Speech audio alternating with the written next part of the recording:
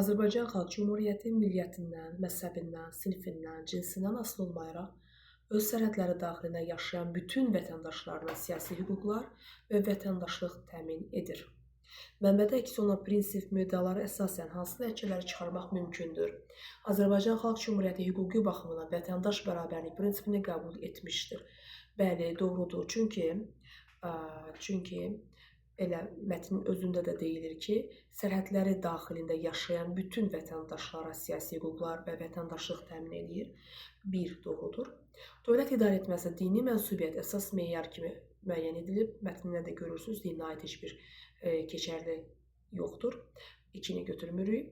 Dövlətin siyasi sistemi liberal, demokratik əsaslardandır. Bəli, çünki burada tamamilə liberal demokratiyanı görürük. Bərabərliyin verilməsində görürük bunu. Üç, doğrudur. Qadınlara siyasi hüquqların verilməsi üçün hüquqi baza yaradılmışdır.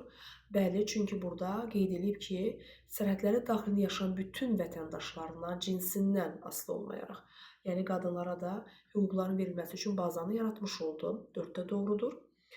Dövlət yalnız türk müsəlman əhali siyasi üstünlüyü təmin edir. Xeyr, üstdə də görsəndir, millətindən, məzhəbindən, sinfindən və cinsindən asılı olmayaraq.